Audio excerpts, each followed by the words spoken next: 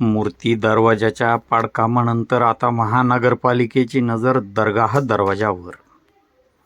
महापालिका आयुक्त अंजली मिश्रा यांनी सूचना जारी केल्या. उपायुक्त त्र्यंबक कांबळे यांनी पाडकाम कारवाई दरम्यान बंदोबस्तासाठी जालना जिल्हा पोलीस अधीक्षकांकडे मागणी केली.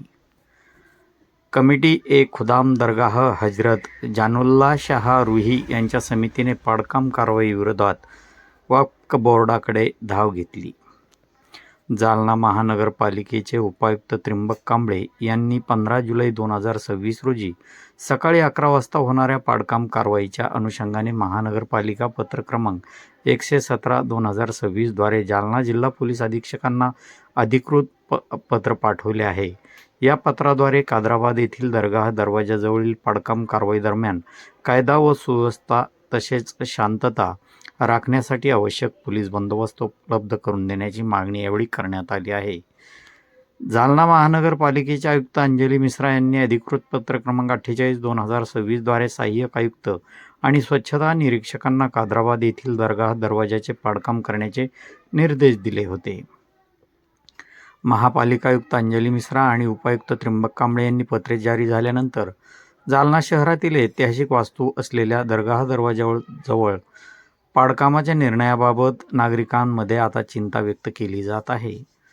दरम्यान दरगाह हजरत जानुल्लाह शाह रुही इस्टेट कादराबाद जालना येथील खुद्दाम समितीचे उपाध्यक्ष परवेज आलम यांनी समितीच्या वतीने महाराष्ट्र राज्य वक्फ बोर्डाकडे निवेदन सादर करून जालना महानगरपालिकेने दरगाह दरवाजावरील पाडकाम कारवाई तात्काळ थांबवावी अशी मागणी केली आहे. इतिहासानुसार आलमगीरच्या काळात हजरत जानुल्लाह शाह रुही यांच्या आदेशानुसार नाहर खान यांनी इसवी सन 1653 ते 1658 या कालावधीत कादराबाद परिसरातील तटबंदी घातली. त्यावेळी दरगाह दरवाजा, पाणी दरवाजा, मूर्ती दरवाजा, हैदराबाद दरवाजा, लष्कर दरवाजा आणि दिल्ली दरवाजा याची उभारणी करण्यात आली होती. गेल्या 3.5 शतकापासून हे दरवाजे जालना जिल्ह्याच्या समृद्ध इतिहासाचे साक्षीदार राहिले असून त्यांनी शहराच्या वैभवात मोलाची भर घातली आहे. मात्र कालांतराने दिल्ली दरवाजा, लष्कर दरवाजा आणि हैदराबाद दरवाजा याचे अवशेष नष्ट झाले आहेत.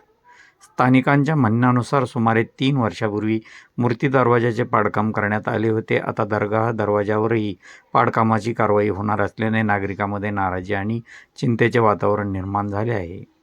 नागरिकांचे मत आहे की दरगाह दरवाजाची दुरुस्ती, रंगरंगोटी, चुन्याचे काम आणि संवर्धन करण्याऐवजी त्याचे पाडकाम केल्यास जालना शहराच्या ऐतिहासिक वारशाचा एक महत्त्वाचा ठेवा नष्ट होईल.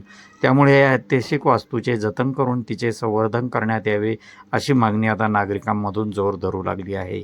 आपण पाहत आहात लोकतुफान डिजिटल न्यूजसाठी वृत्तनिवेदक विजय शिवगजेसह मुख्य संपादक अशफाक पटेल, जालना.